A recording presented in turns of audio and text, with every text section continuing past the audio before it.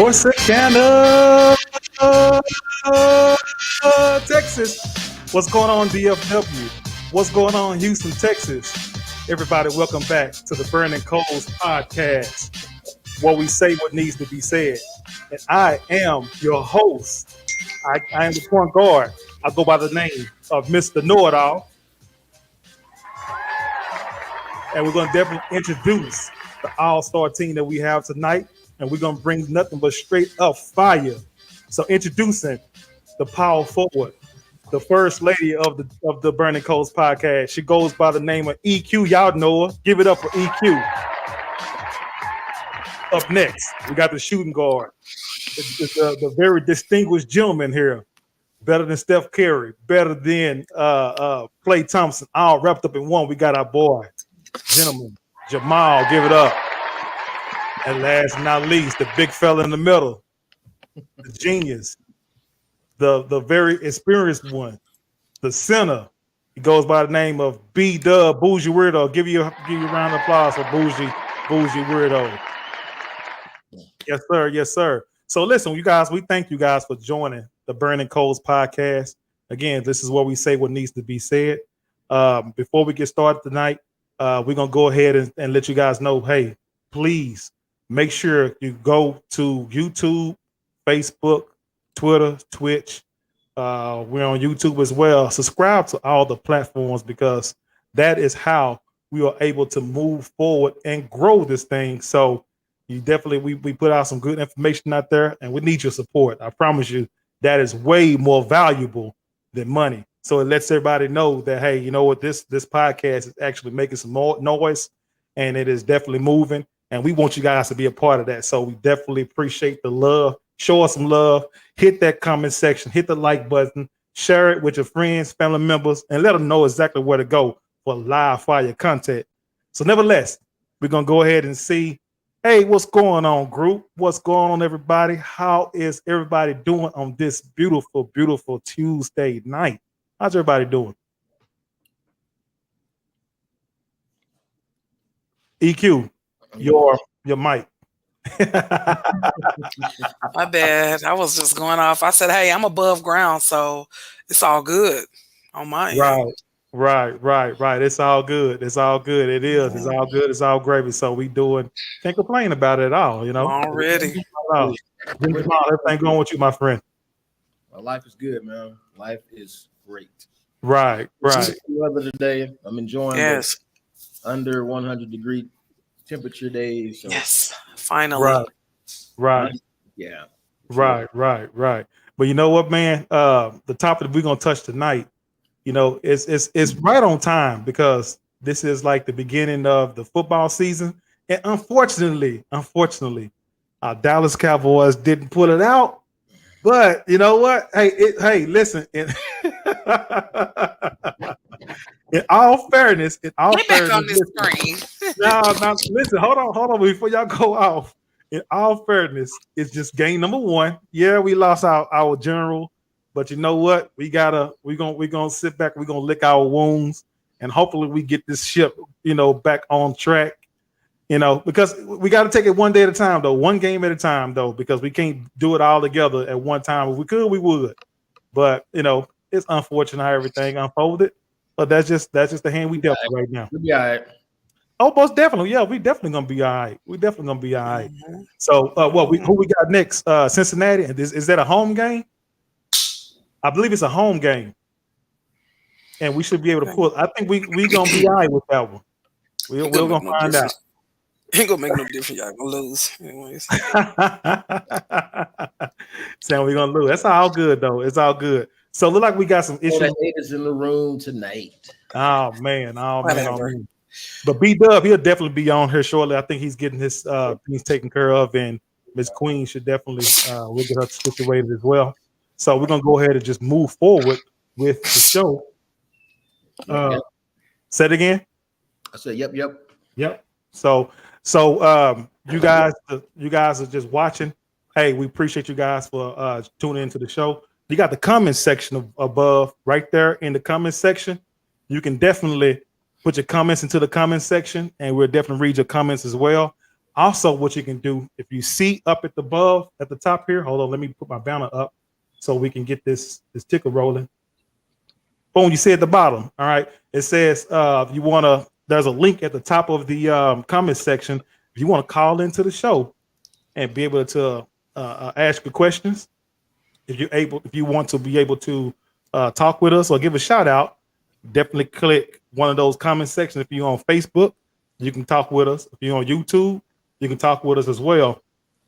And yeah, we'll definitely bring you on, but you gotta make sure that you be very professional and no cursing and nothing like that at all, because we do have to put you out of the out the show. Then we want to do that at all. But yeah, you can definitely fire your questions off as well. You tell Dre, die Eagles die. Yeah, you know, a lot of Eagles fans, but it's all good.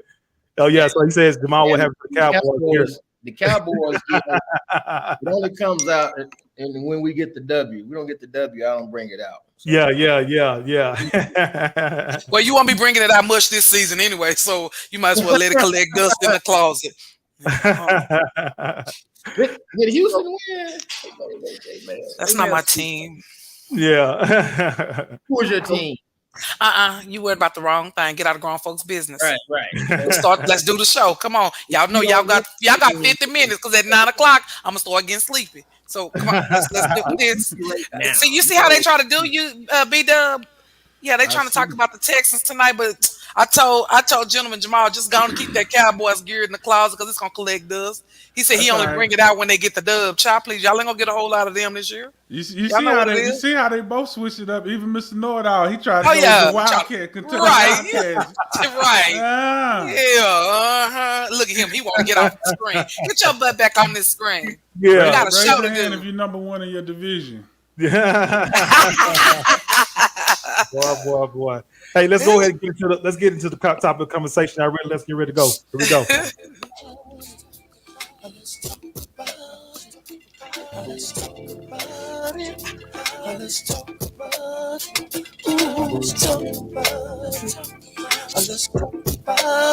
Here we go. Are today's athletes multi-million-dollar slaves?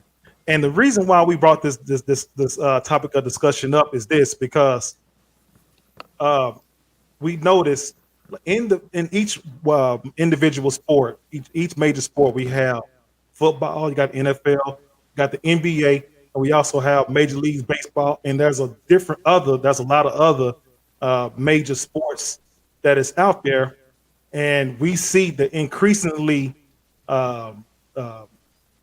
different teams and players getting a lot of money out there. There's a lot of money for these different players out there. And we see some multi-million-dollar contracts with some of the elite players, whatever, but it seems like it's coming with some type of responsibility that come with it. And a lot of these athletes that's making all these top elite money, all this money that they're making, it looks good on paper, but it seems like a lot of these professional athletes it's like they have a muzzle on their mouth, or they have a muzzle on their type of lifestyle or whatnot. So we decided to bring this question out and do this topic is because, you know, there's different situations that took place with, you know, we're talking about athletes from Colin Kaepernick. We're talking about athletes during the COVID time, where some athletes agreed to take the COVID. Some athletes said, no, we're not going to take the COVID.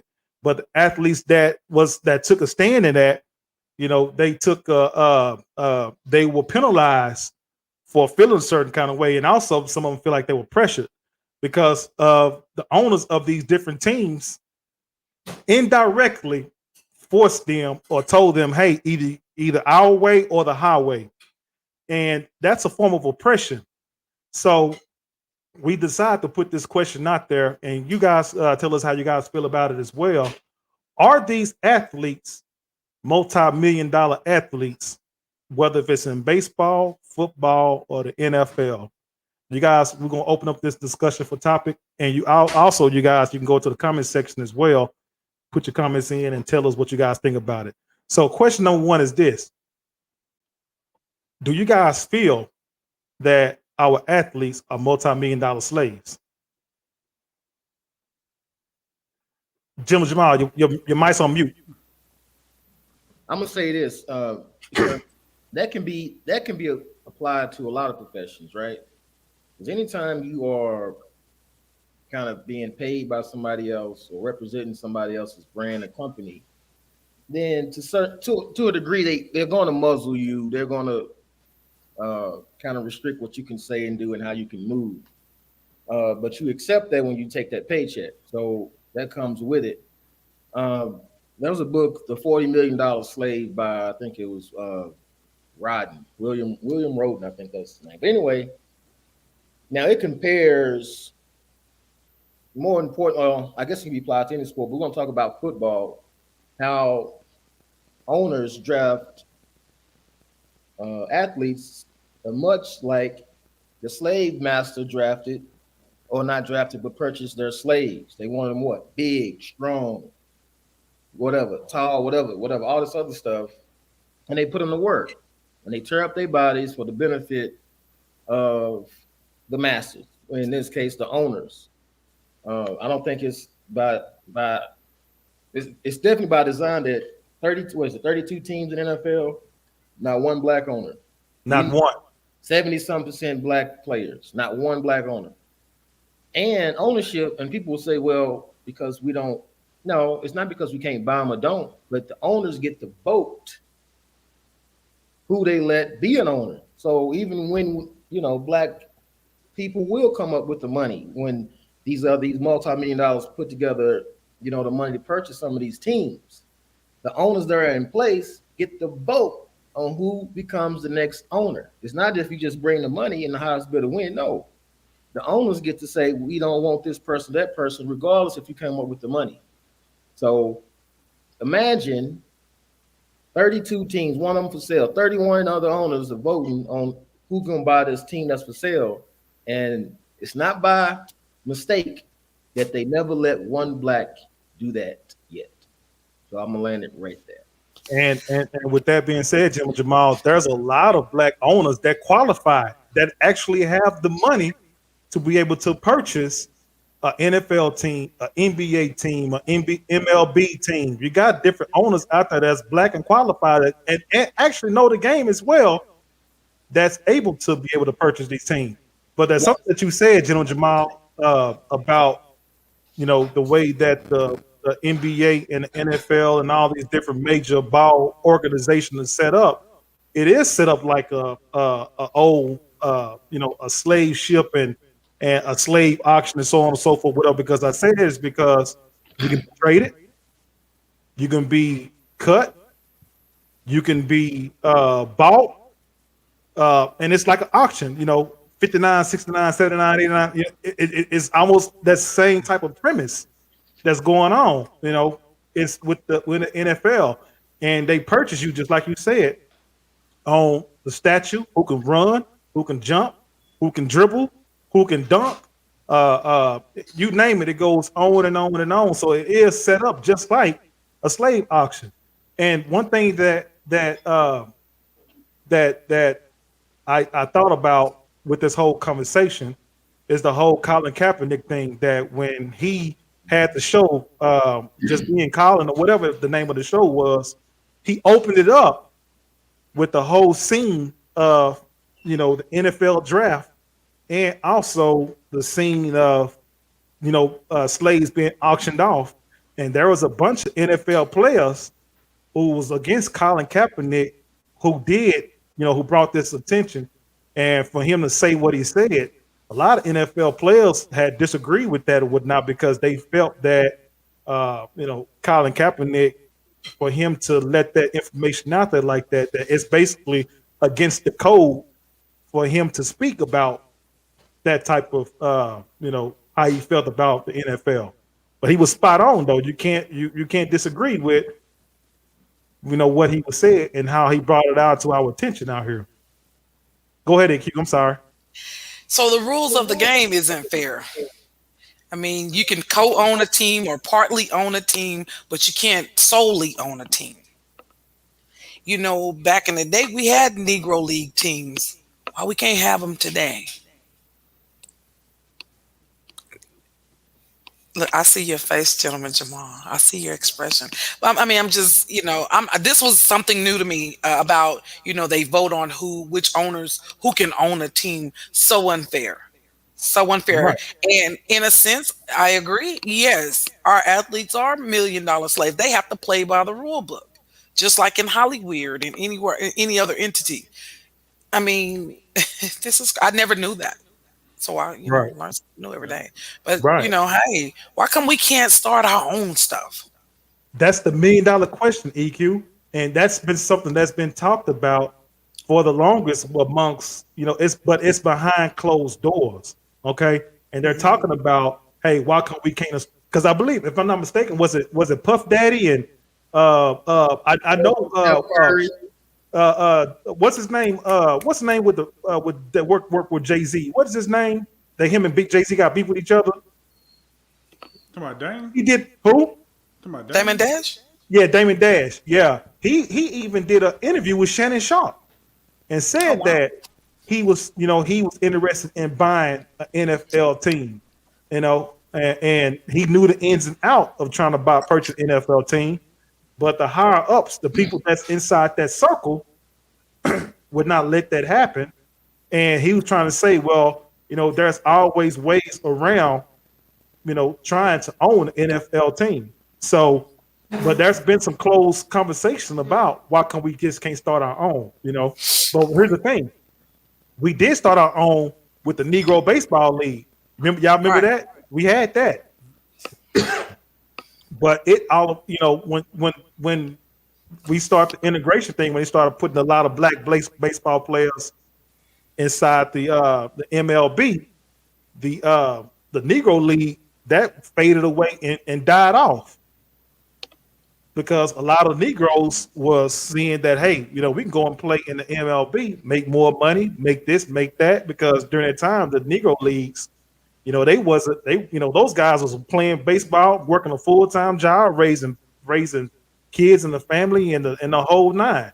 So if we could make a little bit more money and be able to focus squarely on doing something we love to do, then that's what they did. They went off and played in the MLB and said screw the Negro leagues, and the Negro leagues died down. I'm sorry, you go ahead, my brother. No, I wasn't gonna say anything, but I will say this though. I mean, I think we got to really define what we mean by slavery because some people might not understand. Because the big divide is when you say professional athletes and we talk about them being slaves. The number one argument is how are you a slave? You making millions of dollars. Well, we're not talking about exploitation. These athletes, male, female, they're not being exploited because they are getting paid for their services. We're talking about slavery in the sense of freedom of choice, because they don't always have that. As one of you pointed out earlier, you could be at home with your family and just get a phone call and like, hey, you in Dallas, and now all of a sudden you about to go live in Milwaukee because you just got traded to whatever team to. So you don't have that freedom once you sign that contract. The owners of the team essentially own you. They can cut you at any given moment without pay, depending on the league. Some leagues have guaranteed contracts, but even then, they still try to find ways to buy you out at a lesser cost. So it is akin to slavery in that sense. And we talk about the draft, the combine, and how it relates to the trade auction. Because what they used to do, just like you said, they want to see how tall you are, how strong you are, how fast you can run. They want to see how your health is. They checking your teeth to make sure you got good teeth and all kind of stuff. And they check your back. This is what a lot of people might not know. They check your back to see if you've been whipped a lot. Because if you got a lot of lashes on your back, that means you probably rebellious and they may not want you. Right. We don't want no problem slaves. And that's the same as the Wonderlic test. They basically testing your mentality and your attitude to see what kind of person you are to decide whether or not they want to deal with you. So it's very much akin to the slave auction. And I tell people that all the time. Like I stopped watching the NFL draft probably maybe 5 years ago, probably about 5, 6 years ago ish, because I just started looking at it and I realized like the NFL draft is literally the saddest program on TV when it comes to black people, because you just look at their situations and where they come from, and you know what they about to get into, and you know it's just it's sad to me. Even though I like sports, I watch sports. Let's be clear, but it's just the process and what goes along with it. I'm not a fan of everything that goes along with professional sports.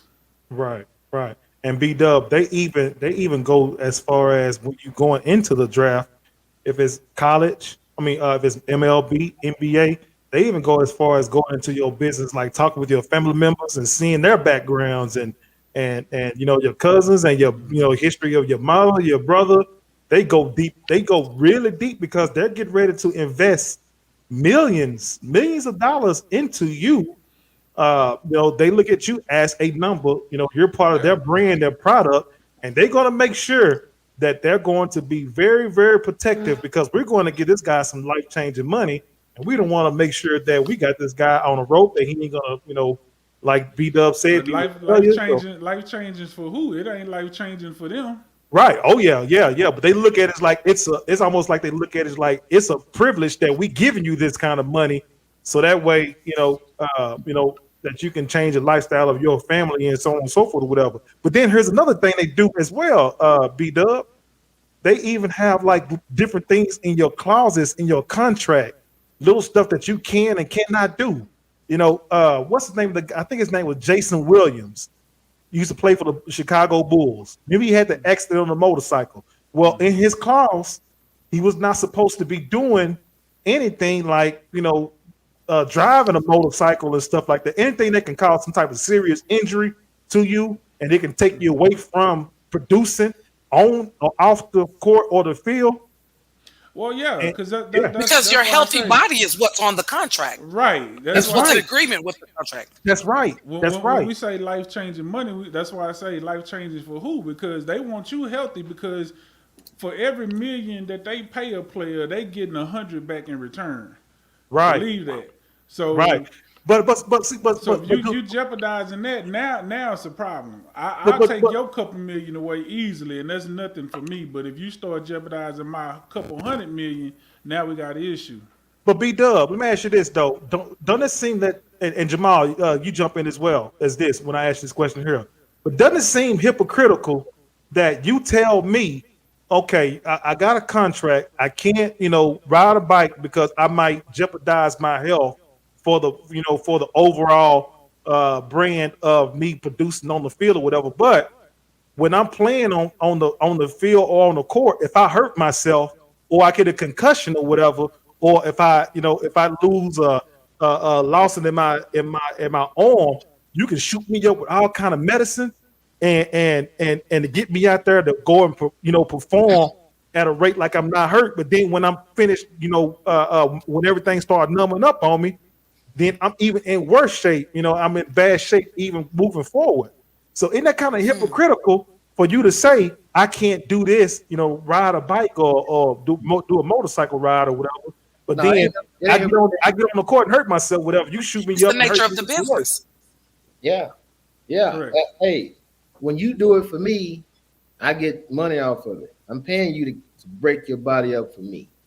When you go and do it on your own time, I don't get no money out of that. Matter of fact, you're taking money out of my pocket. Because if you broken up on the court or driving a motorcycle and not on this field playing, see, you can't come over here and produce. You see what I'm saying? You can't produce those bells that I need you to produce.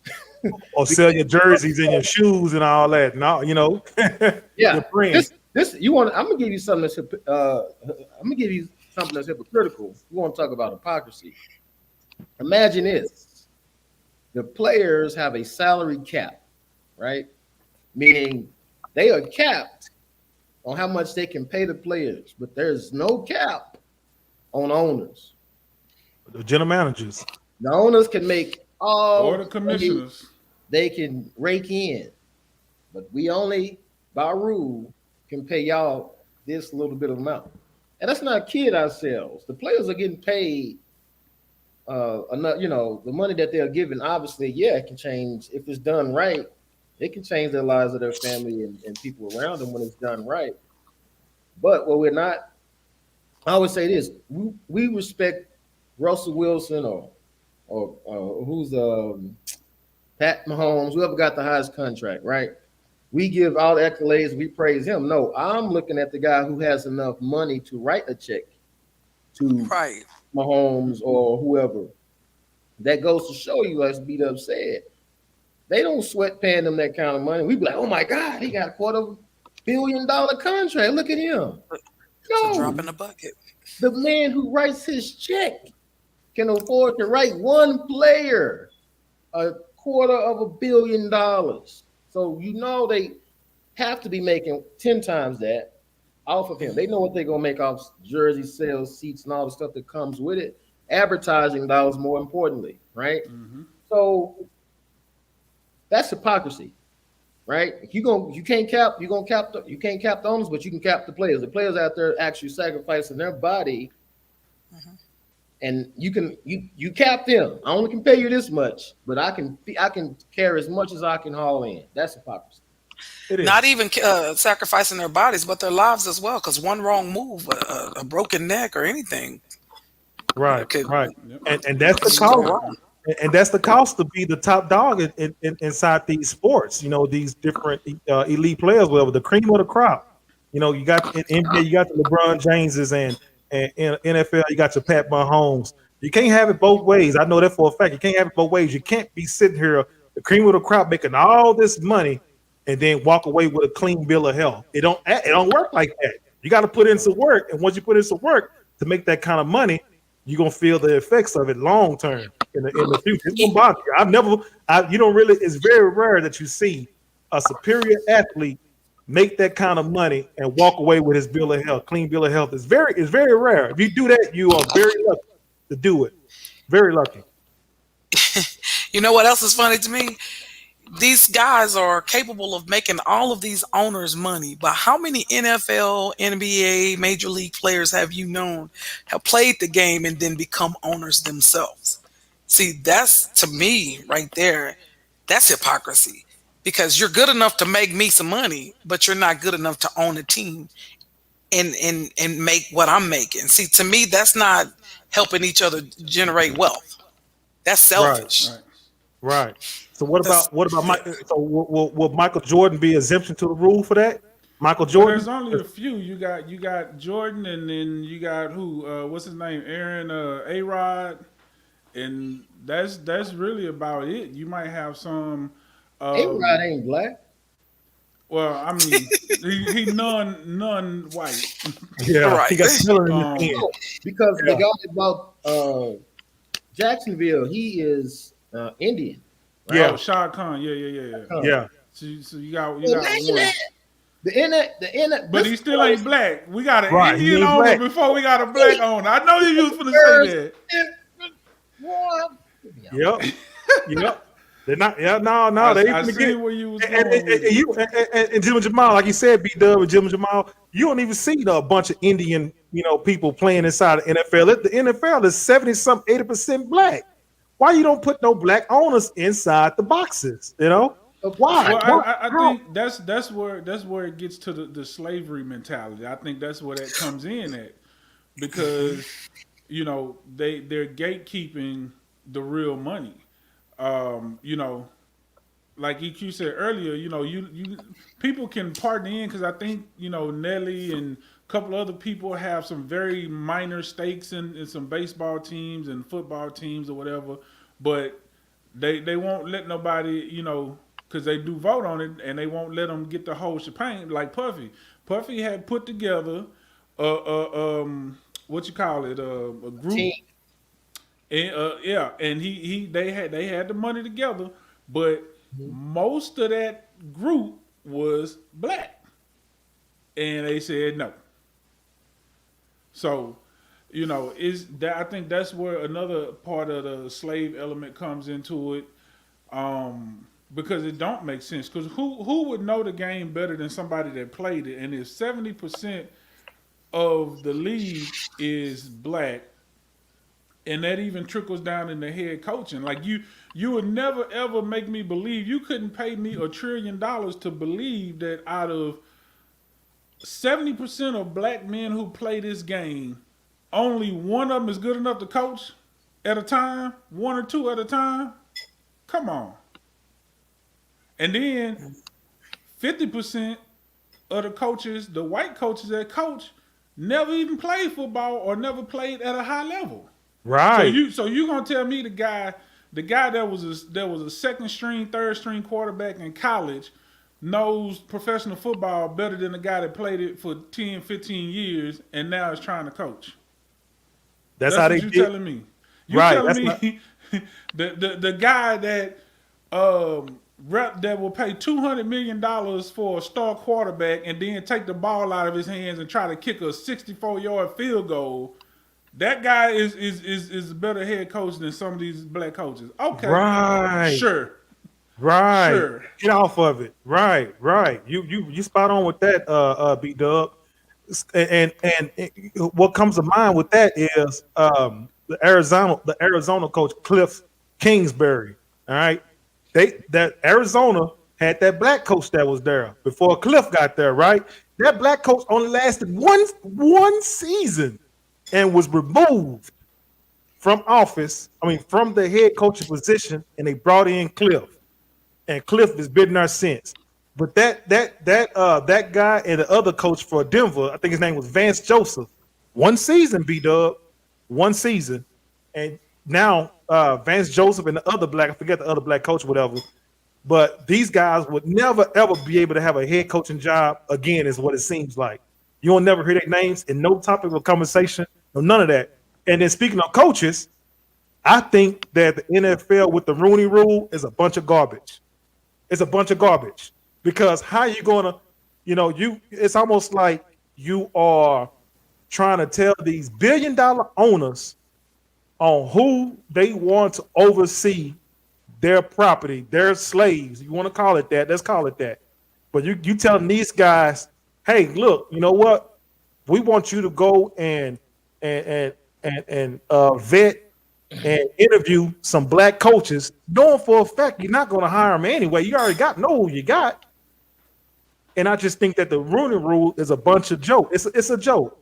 And a lot of teams, they'll just go through the motions, bring these really, really credible black head coaches there and just go through the motions, knowing for a fact you're not going to hire them at all. So why waste these people time? We seen that live in person with Brian Flores. Yeah. Oh man, he brought it out. They brought him or tried to bring him in for an interview after they had already started communicating who their head coach was. So, we know that happens. My question is, why don't they have a Rooney Rule for ownership? Right. But see, that's GMs. You know why? Because the players don't demand it. Once the players realize the power that they have, they can get there, right? Just think about it. It's what we always talk about here, the code. We need a code. You don't have to have no meetings about it. It's a code. The league is 75, 80% black. I was willing to bet that 90+% of the revenue is generated off somebody that's black, right?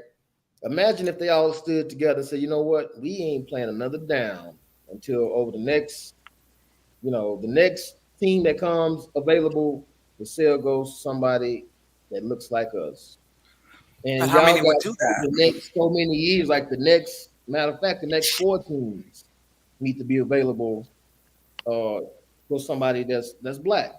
Number 2, all these stadiums, the vendors, we need this 25% black vendors in these stadiums. Every last one of them.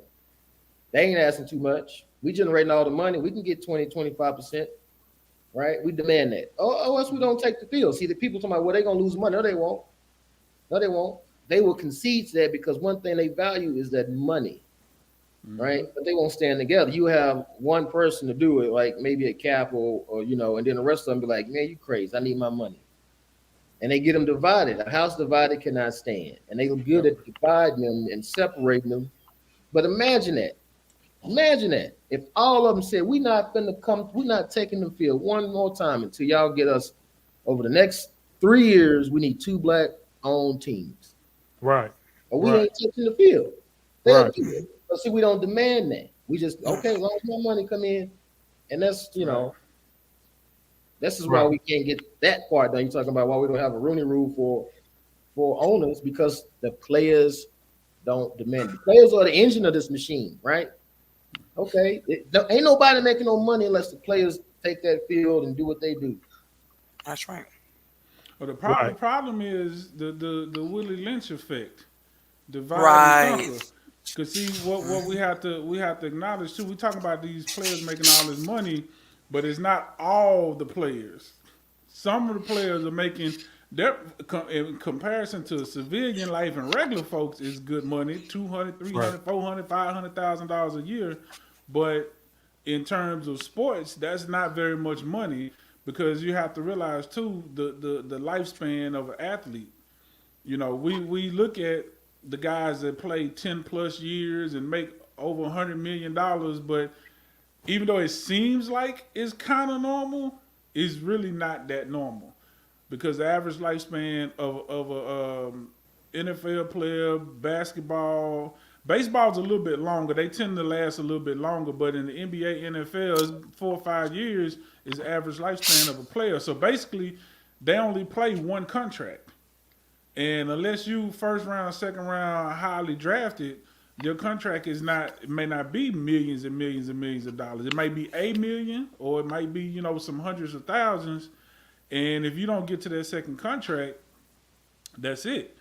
But I agree. The players have the power, and they have to realize that they have the power and make a stand if that's what they really want to see. But like I said, it's divide and conquer, because you look at those guys that don't have the 160 million guaranteed, and they like, man, listen, I'm just trying to stay on the team and just get whatever little check I can get. I'm trying to get my little 5 million. You got 50 million guaranteed already in your bank account. I'm trying to get this 5 that ain't even guaranteed. I need these incentives just to get the 5.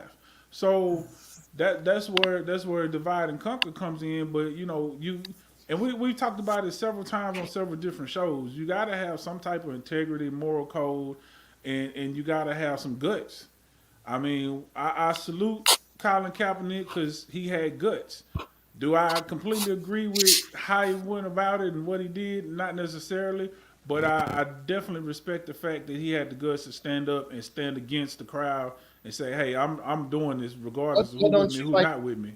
What don't you agree with what he did? Hey, hold that thought, because we gonna hold that thought, okay? Because I want to ask a question about the Colin Kaepernick thing, okay? But first, we're gonna do is we're gonna read these. We got some comments in the comment section, so I'm gonna get these out the way, okay? Barbara Sim, and we thank everybody for joining the show. Thank you for joining the show. Thank you for joining this hot topic. We're talking about the $1 million athletes, or the $1 million athletes are slaves. But Barbara Sim says modern day slavery. Now they put money on it, and yes, we definitely agree with that as well. And also, Tawana Jackson says, "Hello, everyone." So listen, you guys. Yeah, hello, Miss Jackson. How are you? Listen, you guys in the comment section, make sure you like the button, hit the like button. Make sure you share it with friends and family members. Let them know exactly where to go for some hot content. All right. Also, if you want to be able to call into the show, you can definitely call into the show. You'll see that at the top it said the Burning Coals podcast. There's a streaming address up at the top there. You go ahead and hit that. If you're on YouTube or Facebook, you hit it. We'll bring you in the show. You can definitely ask your questions and say hello to the team. Okay. In reference to the Colin Kaepernick, okay, all right, and B-Dub, you said that you agree, you understand why he did what he did, but you said that you saw some things that you didn't agree that he did or whatever. The NFL, when they realized what Colin Kaepernick was doing, this is just my opinion about it, okay, all right. When they realized that Colin Kaepernick had made this stand, and when Colin Kaepernick was blackballed, The NFL is notorious for trying to clean up any type of issues like that. All right. So insert Jay-Z. All right. So Jay-Z has become part of the NFL so-called committee. And, they brought Jay-Z on to basically sit amongst the NFL commissioner and the team and so on and so forth, or whatever. Again, like I told you guys, this is the NFL's way of trying to clean up this whole Colin Kaepernick thing. So when they asked Jay-Z questions about the whole Colin Kaepernick thing, Jay-Z said, and he quoted, "It's not he understands about the Colin Kaepernick thing, but it's not about Colin Kaepernick's job. It's about something that's totally different." How did you guys feel about Jay-Z making that type of statement to the NFL commissioner? You mean he is at the table talking with these people? We're talking about a high-profile individual, very influential individual, very successful individual. He's at the table with the commissioner, giving his thoughts and opinions about the Colin Kaepernick situation. How do you guys feel about that? So okay, so I'm gonna say it like this: we love drinking the soda that makes us sick, but we don't like taking the medicine that heals us, right? So I'll finish my statement on Colin first. I appreciate he started the conversation, and that's why I say he will forever have my respect for that, because he was bold enough to start the conversation and go against the grain and have some testicular fortitude when a lot of people, because when he did it, a lot of people jumped in and, oh yeah, we kneeling too, we would cap, but then when they put the pressure on, it's like, oh yeah, I'm gonna go ahead and stand up, buddy, you on your own. So he started the conversation, but the thing about it is, he started the process without a plan, I feel like, because there was never a next. It was just the kneeling, and without having a plan of progression of what's next, and without creating a conversation, and because how I want to say this, because I don't want to negate what he did, because I think it's important. But I think without having a next step plan, it's like that's your only trick. And it just wore off. And then the conversation became about him and not what he was kneeling for. So I think at some point he should have maybe tried to negotiate. Say, okay, you don't want me to kneel, let's have this conversation. Like I feel like he could have did what Jay did without Jay-Z. Yeah. But because he didn't have a plan and he allowed it to become about him, that allowed them to be able to attack him.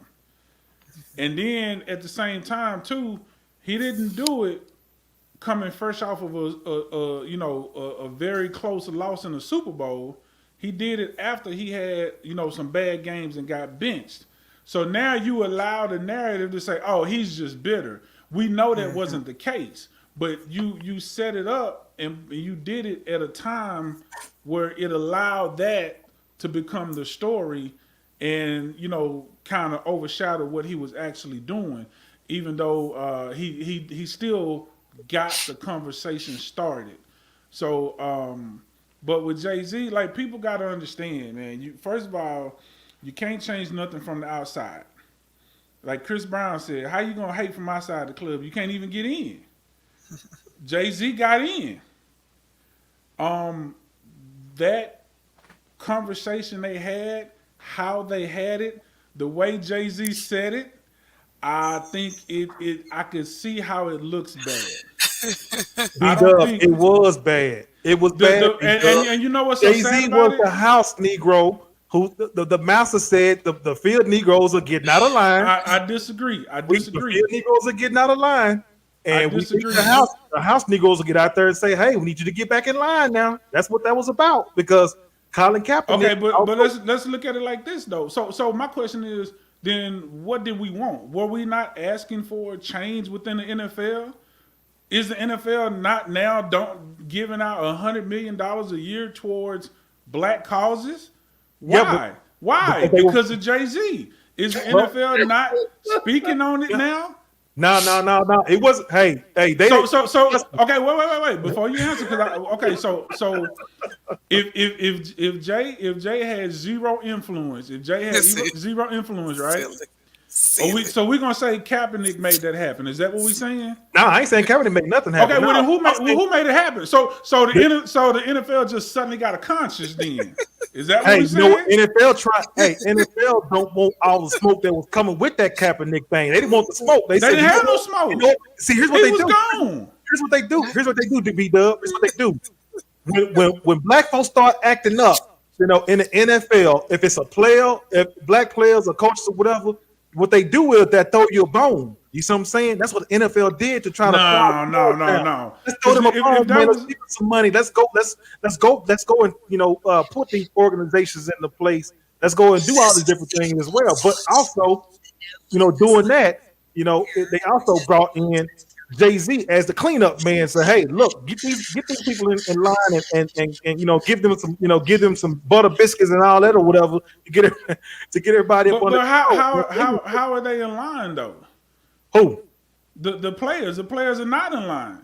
No, they're not. No, they are not in line. So that's my point. So how did Jay-Z get them in line? But what I'm saying is they're not in line or whatever because everything that the NFL was trying to do, it didn't work out. It didn't work that way. It didn't work out to get those players in line. But they sent Jay-Z to but if that's the case, going back to Gentleman Jamal's point, if what you're saying is true, then how come they didn't step up and stand out and walk out and say, nah, we're not coming back to our demands are met? And here's the thing, so that can't be true, right? Here's the thing, this happened years after. There's nothing to clean up because the test was already passed. The whole Kaepernick thing happened.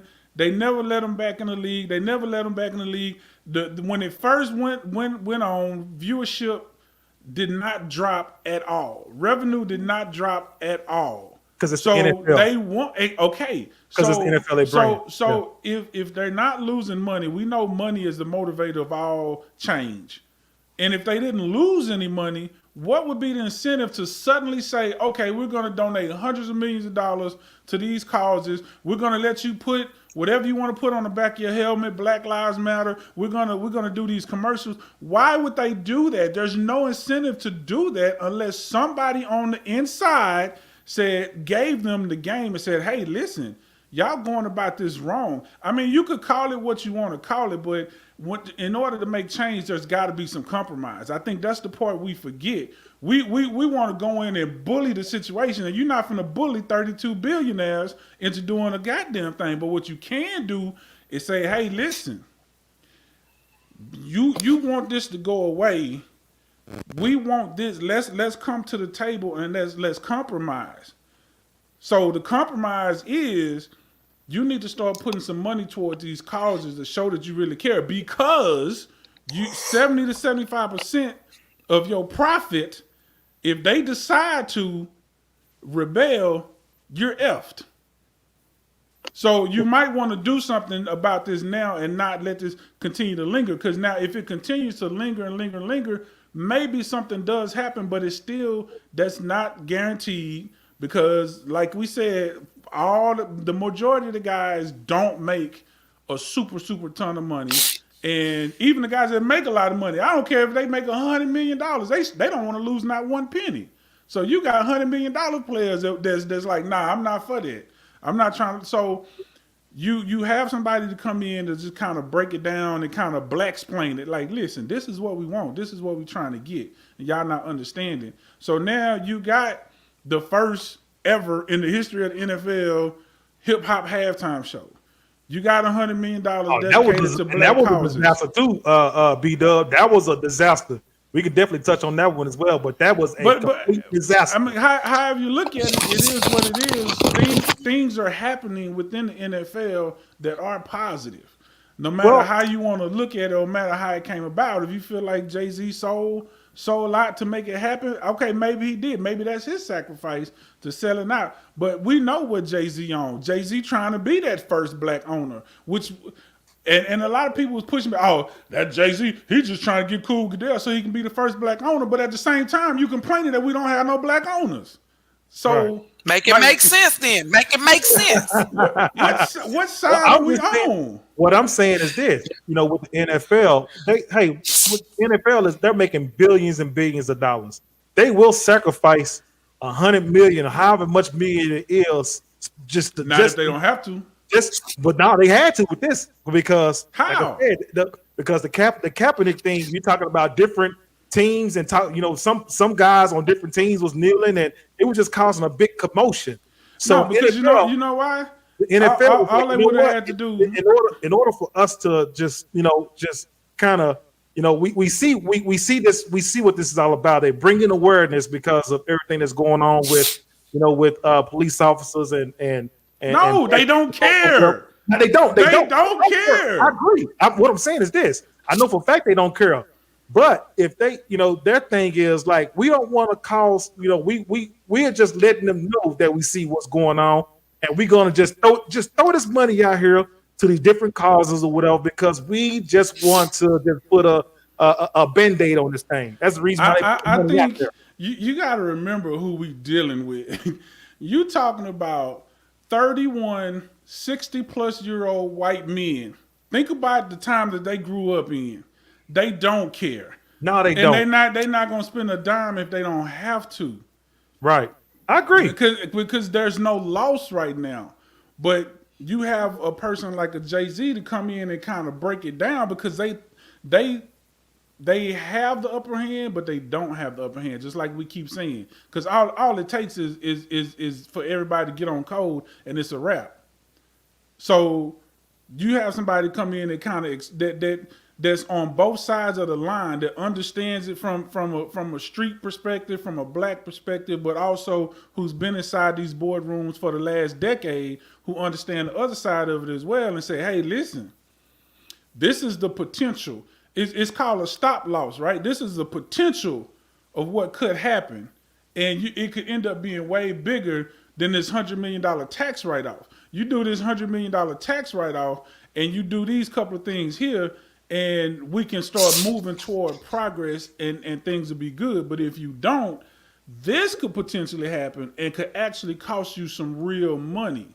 That's what we're talking about. And Kaepernick, I want to feel like he probably could have did that himself if he had let go of the kneeling sooner and pushed for the conversation. He never pushed for the conversation. He just made the show. He made the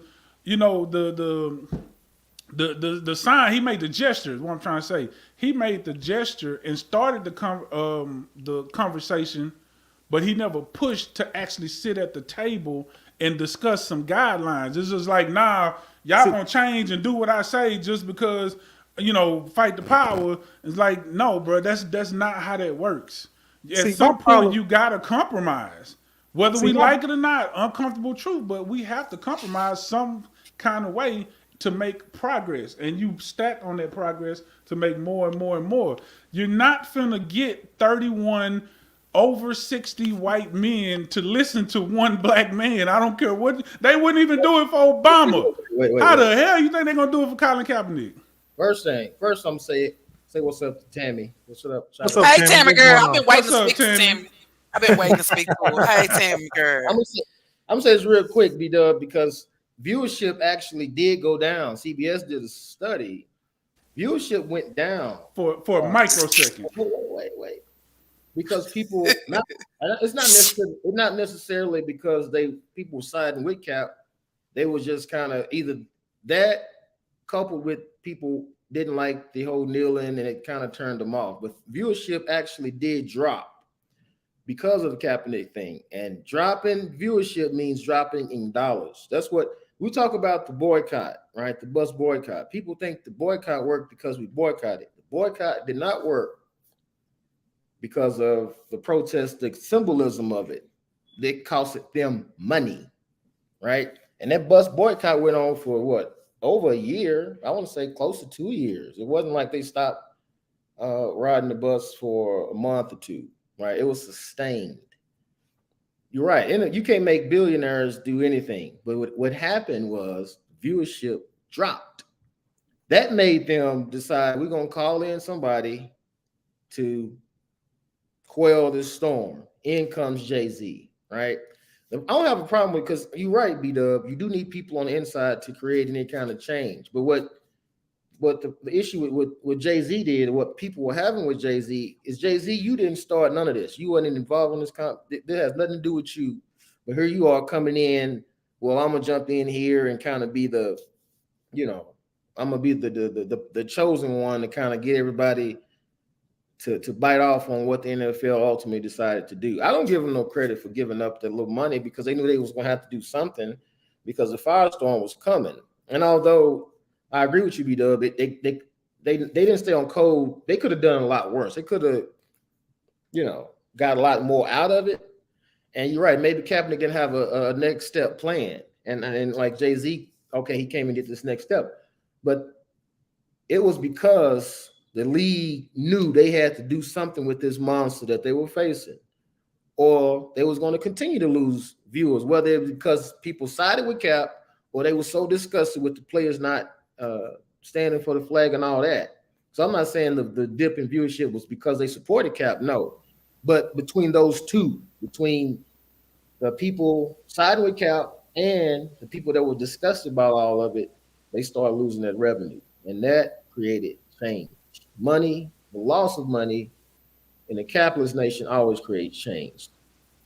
Facts. But here's the thing about Jay-Z, the Jay-Z move that really just kind of struck me and made me feel some kind of way about Jay-Z. I understand what the guy was doing. I understand, B-Dub, to your point, to have an inside, people to sit in and somebody be inside to make some different changes. I agree with all that. The problem that I had with Jay-Z, when they asked him about the Kaepernick situation and his comment, what he said about it, he says, we are past the Kaepernick. We need to do something different. Well, we're talking about the same guy in his lyrics. One of his lyrics, when he's talking about making boss moves, meaning that everybody in your crew eat. Am I right or wrong? Did he say that or did he say that not? There was some lyrics that he said that he wrote. And he said, you cannot be a boss unless everybody that's in your crew eat. Well, you've been a hypocrite when you say, hey, look, we're past the Kaepernick kneeling. We're past that.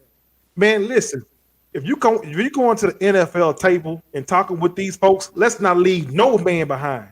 I don't care who it is, and I agree, we should make sure that, we have some things set up and have plans and so on and so forth or whatever, man. But I just felt like, if they didn't have no plan, if Jay-Z didn't have no plan, let's get us a plan of attack, because everything that, Kaepernick stood for, and you guys want me here to clean up. Okay, I'm gonna clean it up, whatever, man. But we can take an intermission, we can pause until we come up with something. Let's all come up to the table, whatever, man. But I feel like he just the leader man behind. I didn't like that, man. I didn't like that.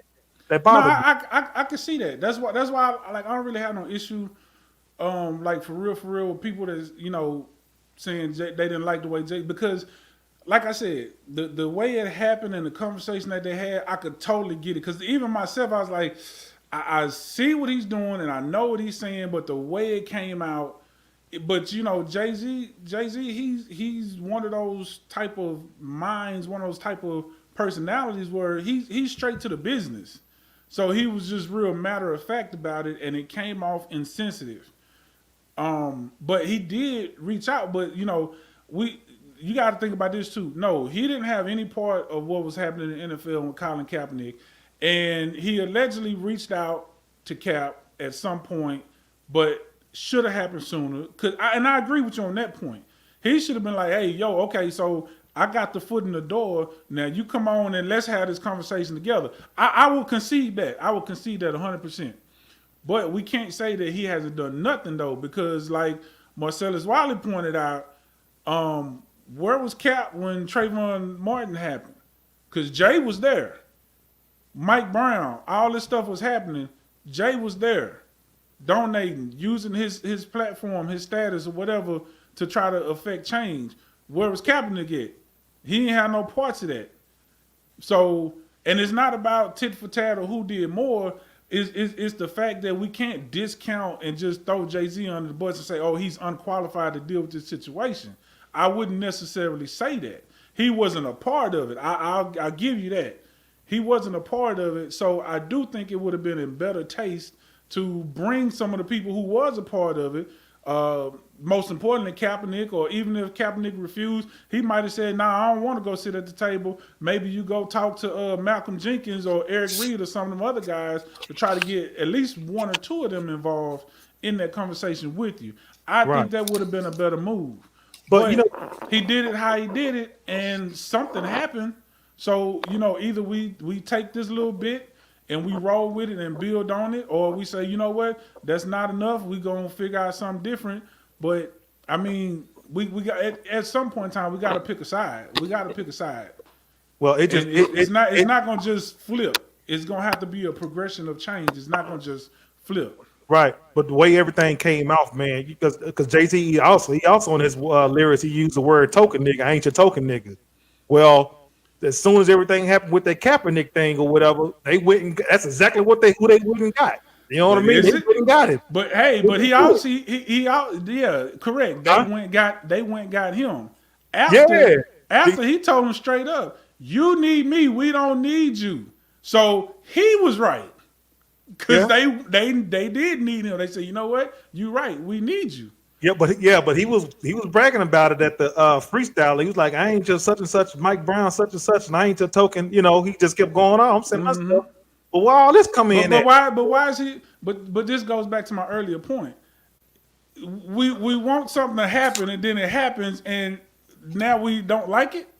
So he's a token. He's a token for doing what we wanted to get done. We wanted a black face, high in office, helping to make some of those decisions. Now he's the commissioner. The commissioner runs the whole league. He's now in the commissioner's pocket. Right. But beat up. What I'm saying, it'd be different. It'd be different if they called in Jay-Z on something different. But when everything got out of control. Master house is burning down. We can't let Master house burn down. Let me ask you this. That's how it seemed to me. If somebody light a match in your house, you gonna call the fire department? Yeah, I'm gonna call the fire department. Yeah. If somebody light a match in your house, you gonna call the fire department? In my house? Yeah. No. Yeah, I mean, if the house catches on fire, if the house no. If somebody light a match in your house, you gonna call the fire. No, okay. Yeah. Now, if your curtains catch on fire, are you gonna call the fire department? Yep. Okay. Yep.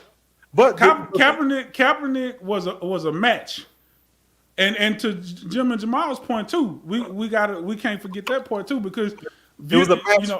I say they didn't lose no money. Technically, that's not true. They did lose some money because viewership did go down temporarily. But a lot of that was because it wasn't because of people supporting Kaepernick. I mean, some of them was, sure. But a lot of it was people who didn't want to see that happening. And you know what would have been an easy fix? They could have fixed that easily. Because back in the day, they never used to show the pregame. They could just went back to that and said, nope, I'm not going to show the pregame. Matter of fact, Y'all can't even y'all just stay in the locker room. That would have been an easy fix. See what I'm saying? So that's my point about it. It started something, but I can't give Kaepernick all that credit. I give him credit what credit is due for what he started and what led up, the events that happened after it. But I'm not gonna put that all on him and say, oh, it's all on Cap and Jay-Z did nothing. Right. That wouldn't be fair. What I'm saying is, yeah, Kaepernick was the match, but the match had ignited to a fire that was getting ready to burn the Master house down. And you can't let it get too close to the house. They just can't do it.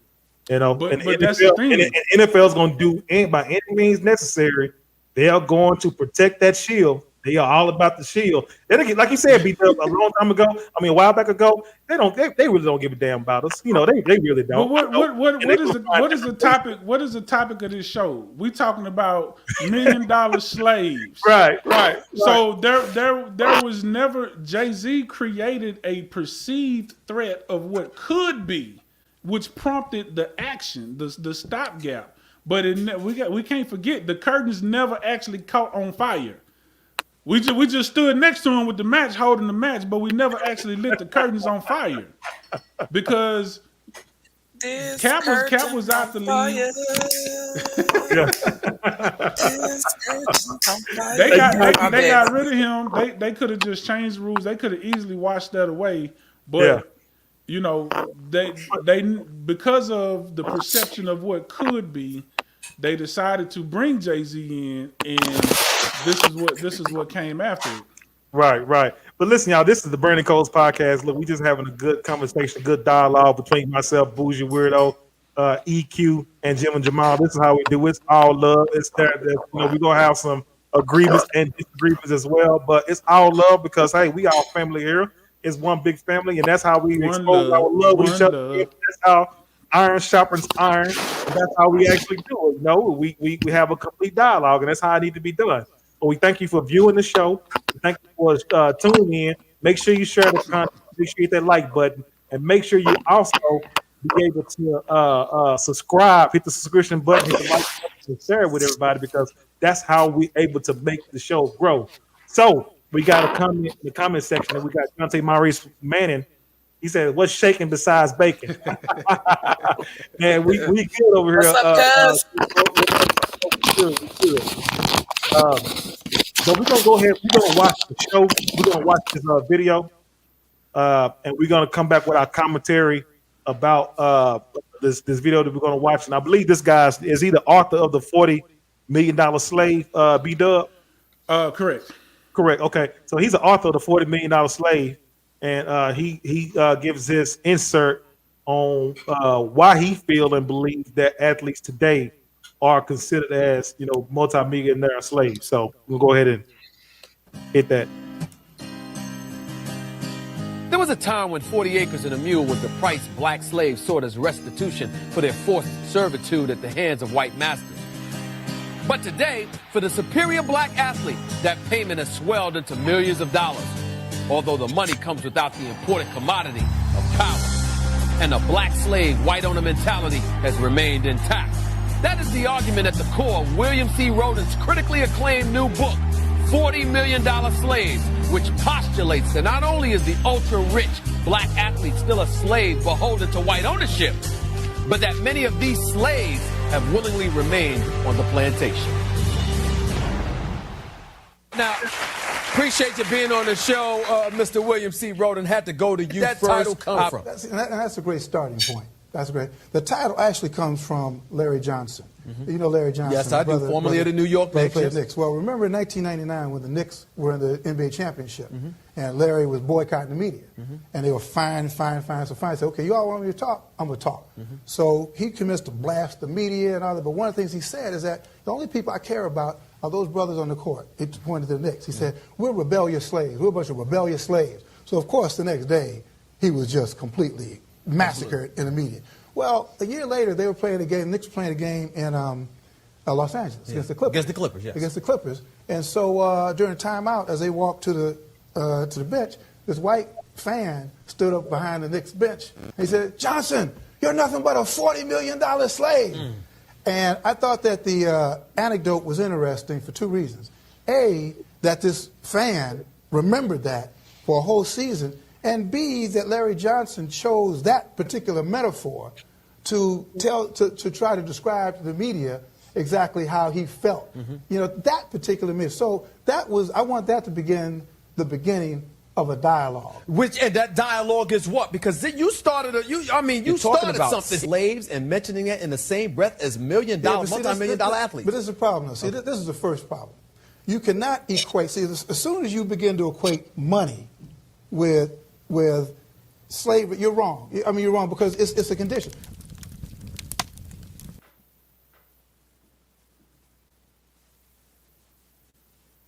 Wow, there it is.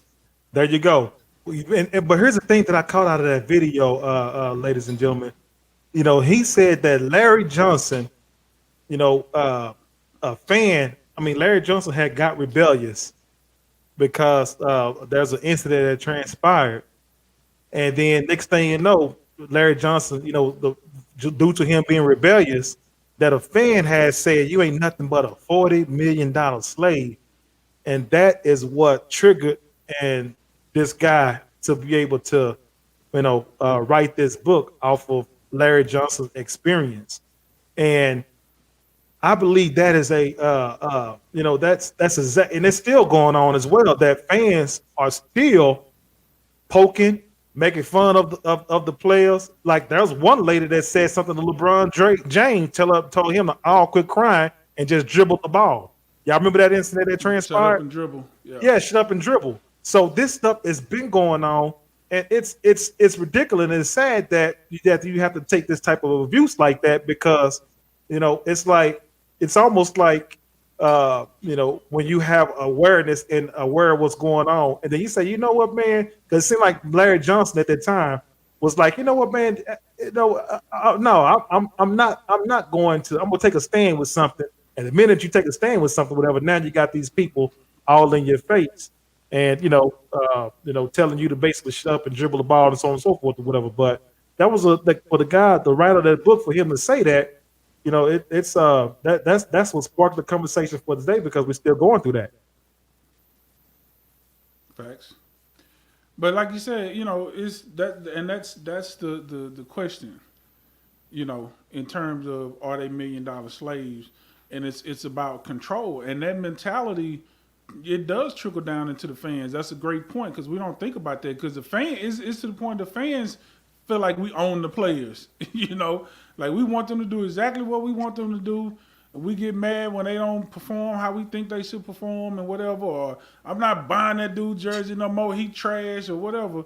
So it's a trickle down mentality, and that's where the slavery part comes in. Just like we talked about before, these guys have no control. Yeah, they got money, they get the $1 million contracts, but they have very limited control over their life, even to the point you made earlier with clauses in the contract like, nah, you can't do this, you can't do that, you can't even enjoy your personal life for as long as you belong to this team, aka as long as I own you, you can't do nothing to jeopardize my product. Right. Right. Right. And that's just like working in the medical field, and they say you got to wear gloves. We don't want to get nobody sick. You're an athlete. You can't do nothing that's going to jeopardize the product. Right. I'm going to tell you who my hero is. My hero is Kyrie Irving. Kyrie, yes, sir. I'm with you, my friend. I'm with you. That brother took a stand. He said, you know what? No, I don't care about, basketball. I like to do it. I've already made enough money doing what I did. I'm great at it and so on and so forth. But I refuse to put some COVID vaccination and vaccine in my body, because you guys want me to get back on this basketball court and dribble and shoot and dunk and all that, whatever. I'm not going to do it. And he was one of the main individuals that what he said what he meant, and he meant what he said. He took a stand and he didn't get off of it. He went to the point to where they would threaten to take his money from him. You can't go to this basketball arena and play. You can't go to that basketball arena. And he was like, so be it. So be it. But I really believe that if a lot of the athletes would have joined together with Kyrie, and I'm talking about the LeBron James, James Harden, Kevin Durant, all these different people. Look at EQ. But all these top supreme athletes, B-Dub, even that's a part of that slave mentality. Because some of them can't. Like we talking about the owners and the teams. We can't neglect to talk about the slaves too. 'Cause remember, there's a famous quote allegedly that Harriet Tubman had. Somebody asked her, it's like, hey, you freed over 100 slaves. How do you feel about that? And she said, I could have freed 100 more if they only knew they were slaves. Right. So, because you got a person like LeBron, there's no knock against LeBron, but LeBron, it's one of those things where LeBron his mind is really beyond basketball. His mind is so far beyond basketball, but right now, this is his biggest platform to set him up for everything else. So he not gonna jeopardize that. LeBron got other things that he still want to accomplish on the court, but he also got things he want to accomplish off the court that's gonna go through his basketball career. So he might fall in line because if anybody could say no, it's LeBron. Nah, but So and then on the other side, you got the other guys. Like I said, Kyrie got $100 million guaranteed. He good, What about the guy that only got the $10 million contract? Because $10 million, that sounds good, but after taxes and managers and all that stuff, it ain't quite as good as you think it is. What about that guy? That guy's like, nah, okay, Kyrie, you go sit on the bench. I'm going to take your spot and see if I can't get me a $100 million guaranteed contract. So, And that's why I say, those are the challenges that we face as far as getting on code. We always say it. That's the key. The key is to get on code, but why can't we get on code? That's some of the reasons. It's stuff that the ownership does that makes it difficult for us to get on code, and it's also the mentality of some of us that won't let us get on code. Everybody got to be in the same mindset and understand that it's a bigger picture. You know, and, another thing with that, because the NFL and the NBA, you know, they have players associations. You know, they have presidents and things like that. In the NFL, they got a guy by the name of DeMaurice Smith. He's a black guy. All right. NFL. Now, you want to talk about a token? Oh my goodness. And he's the one. Hey, he's the one. They had a lot of records over that John Gruden said that dude got some Michelin tire lips. John Gruden lost it. He said the brother looks like a set of Michelin tires.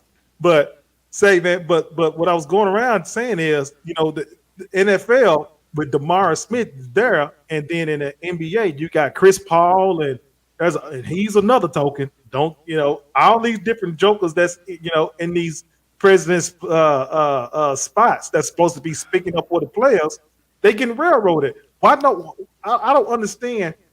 You know, if you got these superior athletes, or you got this black, you know, president, or NFL president, or NBA president, or MLB president, you know, if these guys are supposed to be speaking for you, why no? I don't understand why these athletes aren't putting pressure on these presidents to actually get what they want, or try to put pressure on them for them to get what they need and whatnot. Why they're not putting pressure on these guys? Like a good nigga, Chris Paul is there.